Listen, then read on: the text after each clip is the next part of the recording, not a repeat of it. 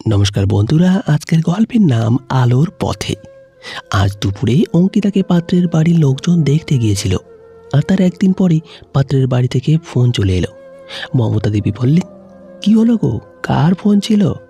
ঘনশ্যামবাবু বললেন, ছেলের বাড়ি থেকে ফোন ছিল, অঙ্কিতার জন্য না করে দিয়েছে। বাবার কথা শুনে ছোট মেয়ে আঁচল রাগে ফেটে পড়ে।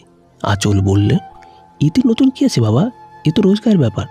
দিদির অক্ষম হাতের জন্য কেউই ওকে বিয়ে করতে রাজি হবে না। আমার তো মনে হয় দিদির কারণে আমাকেও সারা জীবন অবিবাহিত থেকে যেতে হবে। জানি না কেন ওর দোষের শাস্তি আমাকেই পেতে হচ্ছে। মমতা দেবী বললেন, আঁচল, কেউ কি এভাবে নিজের দিদি সম্পর্কে এমন কথা বলে? একটু তো ভেবে কথা বলো। আঁচল বলল, আমি ঠিকই বলছি মা, তুমি জানো না, অর্জুনের মা বাবা বারবার জিজ্ঞেস করছেন, তোমার দিদির বিয়ে কবে হবে, তোমার দিদির বিয়ে কবে হবে। অর্জুনের বিয়ের পর তাদের নিজের মেয়েরও বিয়ে দিতে হবে, কিন্তু তারা এটাও চায় যে আগে আমার দিদির বিয়ে হোক, যাতে তাদের আত্মীয় স্বজনদের মধ্যে কেউ কথা না বলে। কাল আবার অর্জুন আমাকে জিজ্ঞেস করবেন, ছেলের বাড়ির লোকজন দেখতে এসেছিল, তোমার দিদিকে পছন্দ হলো কি না। তখন আমি আবারও একই উত্তর দেব, আমার প্রিয় দিদির প্যারালাইজড হাতের কারণে আরেকবার ছেলের বাড়ির লোকেরা ওকে ফিরিয়ে দিয়েছে। রান্নাঘরে এক হাতে বাসনপত্র গোছাতে গোছাতে অঙ্কিতার চোখ দিয়ে জল গড়িয়ে পড়তে থাকে। আঁচল রাগে হন্তদন্ত হয়ে বাড়ির বাইরে চলে গেল। ঘনশ্যামবাবু বলল, জানি না আমাদের অঙ্কিতার কপালে কী লেখা আছে।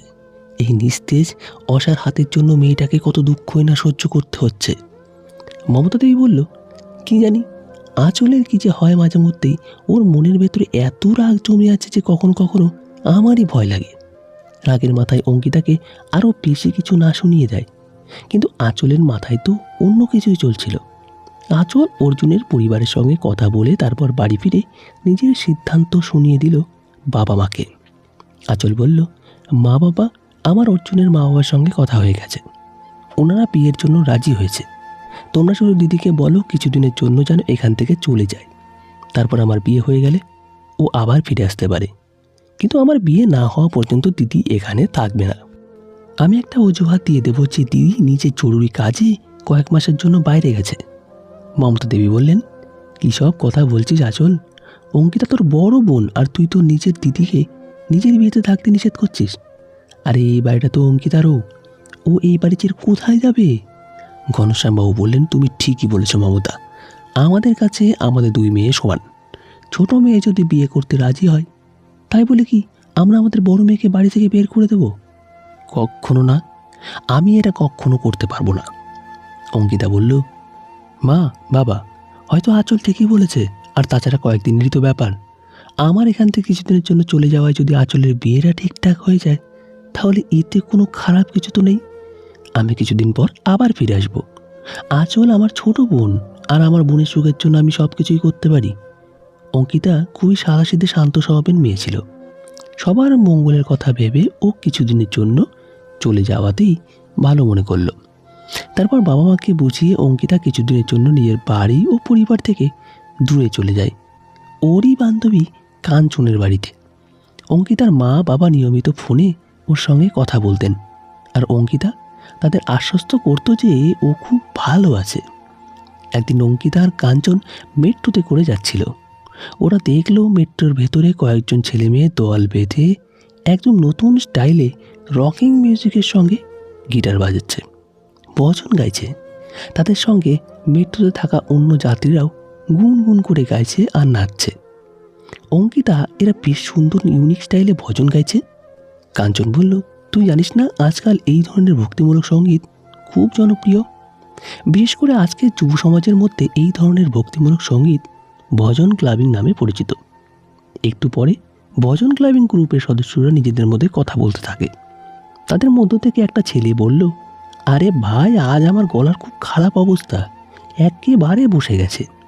সন্ধ্যার শোটা আমরা করব কিভাবে? গ্রুপের একটি মেয়ে বলে, আকাশ, তুই তো আমাদের ভজন ক্লাবিং গ্রুপের মেন সিঙ্গার, আর তুই না গাইলে খুব সমস্যা হয়ে যাবে, আমরা তো সামলাতে পারবো না। এখন কোথা থেকে নতুন শিকার খুঁজে আনবো? কাঞ্চন বলল, অঙ্কিতা, তুইও তো ভজন গান গাস, তুই ওদের সঙ্গে কথা বল। এমনিতেই তো তুই চাকরির খোঁজে আছিস, কে জানে ঈশ্বর কি চান। ওদের সঙ্গে যদি যুক্ত হতে পারিস, তাহলে তোর কাজের একটা নতুন পথ খুলে যেতে পারে। অঙ্কিতা বলল, না না, তুই কী যে বলছিস, তারা তো খুব ভালো গান গায় আর বাজায়ও। আমি তো খুব সাধারণ ভজন গান গাই। আর তারপর আমার হাতের জন্য যদি ওরা আমাকে গান গাইতে না দেয় তাহলে আমার খুব কষ্ট হবে। কাঞ্চন বলল, কিন্তু একবার কথা বললে ক্ষতি কি? আর এটা তো ভক্তিমূলক সঙ্গীত, এখানে তো মনের অনুভূতিই দেখা হয়। অঙ্কিতা আর কাঞ্চনের কথাবার্তা গ্রুপের একটি ছেলে রোহিত শুনে ফেলে। রোহিত বলল, আপনি একদম ঠিক বলেছেন ম্যাডাম, আমাদের ভজন ক্লাবিং গ্রুপে প্রতিভাকেই গুরুত্ব দেওয়া হয়। আপনিও আমাদের গ্রুপে যোগ দিতে পারেন। এমনিতেই আমাদের একজন ফিমেল সিঙ্গারের দরকার। আপনি যদি ভজন গান করেন তাহলে আমাদের খুব উপকারী হবে। অঙ্কিতা একটু সংকোচ বোধ করছিল, কিন্তু সবার উৎসাহে ও গাইতে রাজি হয়ে গেল। অঙ্কিতা এত সুন্দরভাবে ভজন গান গাইল যে সবার ওর প্রশংসা না করে থাকতে পারল না। অঙ্কিতা সুরে ছিল গভীর বেদনা, যেন ভক্তিগানের মাধ্যমে ও নিজের দুঃখ ঈশ্বরের কাছে পৌঁছে দিতে চাইছিল। ওর কণ্ঠস্বর মেট্রোদের ছাড়িয়ে পড়তেই যাত্রীদের মধ্যে শোরগোল একেবারে বন্ধ হয়ে গেল। যাত্রীদের মধ্যে কেউ কেউ আবার মোবাইল বের করে ভিডিও করতে শুরু করলো। কারোর চোখ বন্ধ, কেউ হাত জোর করে গুনগুন করছিল। গান শেষ হতেই মেট্রো জুড়ে হাততালির গর্জন উঠল। গ্রুপের সব সদস্যই অঙ্কিতার ভূয়সী প্রশংসা করল। আকাশ, অঙ্কিতা তুমি খুব সুন্দর গান গাও। আমি চাই আজ সন্ধ্যায় আমাদের যে ইভেন্টটা আছে সেখানে তুমি আমাদের সঙ্গে পারফর্ম করো। মেঘা নামে একজন মেয়ে বলল, আকাশ, কেননা আমরা অঙ্কিতাকে স্থায়ীভাবে আমাদের গ্রুপে ফিমেল সিঙ্গার হিসেবে যোগ করি। তুমি তো জানো আমি কোরাসেই থাকি, এতে ফিমেল সিঙ্গারের অভাবটা মিটে যাবে। রোহিত বলল, হ্যাঁ, আইডিয়াটা খুব ভালো। কি বলিস আকাশ? আকাশ বলল, একদম ঠিক কথা। আজ থেকে অঙ্কিতা আমাদের ভজন ক্লাবিং গ্রুপের সদস্য। অঙ্কিতা বলল, থ্যাংক ইউ কাঞ্চন, তুইও আমাকে খুব সাহস জুগিয়েছিস। কাঞ্চন বলল, আমি তো শুধু বন্ধুত্বের দায়িত্বটাই পালন করেছি অঙ্কিতা, বাকিটা তুই তো নিজের গুণেই অর্জন করেছিস। আর তাছাড়া তুই নিজেও খুব ভালো মানুষ, তাই ভগবানও তোর পাশে দাঁড়িয়েছেন। চল, এবার নতুন সাফল্যের পথে হাঁটার সময় এসেছে। নতুন সঙ্গীত তোকে নতুন পরিচয় দেবে। সেই দিনের পর থেকে অঙ্কিতা নিজের পঙ্গু হাতকে দুর্বলতা হিসাবে ভাবেনি। এক হাতে মাইক ধরে নিজেকে কণ্ঠের জাদুতে ও এত সুন্দর আর মধুর ভজন গান গাইত যে সবাই ওর গান শুনে ভীষণ প্রশংসা করত। অঙ্কিতার বোন আঁচলের বিয়ে হয়ে গেছিল। অনেকবার অঙ্কিতার মা বাবা অঙ্কিতাকে ফিরে আসতে বলেছিলেন। আজ অঙ্কিতা বাড়ি ফিরছিল, কিন্তু হঠাৎ করেই ওর একটু খুব বড় ইভেন্ট বুক হয়ে গেল। আকাশ ফোন করে বলল, অঙ্কিতা, আজ একটা হোটেলে লাউঞ্জ এরিয়াতে খুব বড় একটা ইভেন্ট আছে। এক দম্পতির বিয়ের 1 মাস পূর্ণ হয়েছে, তাই তারা সেটা সেলিব্রেট করতে চায়। তাই তুমি কাল গিয়ে তোমার মা বাবার সঙ্গে দেখা করে নিও। অঙ্কিতা বলল, হ্যাঁ হ্যাঁ, কোনো সমস্যা নেই, এটাও তো জরুরি, আমি মা বাবাকে বলে দেব। অঙ্কিতা জানতোই না যে আজ যে লাউঞ্জ এরিয়াতে ও শো করতে যাচ্ছে সেই পার্টিটা কোনো অচেনা মানুষের নয়, বরং ওর আপন বোন আঁচল আর অর্জুনেরই আয়োজন। এই পার্টিতে আঁচলের শ্বশুরবাড়ির লোকজনের সঙ্গে ওর মা বাবা উপস্থিত ছিলেন। ঘনশ্যামবাবু আর মমতা দেবী বড় মেয়ের নতুন রূপ দেখে ভীষণ খুশি হলেন আর প্রাণ ভরে আশীর্বাদ করলেন। সবাই জেনে গিয়েছিল অঙ্কিতাকে, তবে অঙ্কিতা পরিস্থিতিটা সামলে নিল। অঙ্কিতা বলে, আমার একটা জরুরি শো ছিল, আমি চেয়েছিলাম বোনের বিয়েতে উপস্থিত থাকতে, কিন্তু আমার যাওয়াটা খুব দরকারি ছিল। তখনই অর্জুন বলে ওঠে, কোনো ব্যাপার নয় শালি সাহেবা, এখন তো আপনি এই শহরে আছেন, চলুন একটা কাজ করি, আমরা একটা গ্র্যান্ড পার্টি রাখবো যেখানে আপনার ভজন ক্লাবিং গ্রুপ দারুণভাবে ভজন পরিবেশন করবেন। কি বলেন আকাশ? আকাশ বলল, একদম ঠিক মিস্টার অর্জুন, অঙ্কিতার আত্মীয় মানে আমারই আত্মীয়, মানে বলতে চেয়েছে আমাদের গ্রুপ অবশ্যই পারফর্ম করবে। ইতিমধ্যে আকাশ অঙ্কিতাকে পছন্দ করতে শুরু করেছিল। আকাশ অঙ্কিতাকে প্রপোজও করে। অঙ্কিতাও যে মনে মনে আকাশকে ভালোবেসে ফেলেছে সে কথা আর লজ্জায় বলতে পারেনি। এরপর একটা শুভ দিন দেখে এক গোধূলি লগ্নে আকাশ আর অঙ্কিতার 4 হাত এক হয়।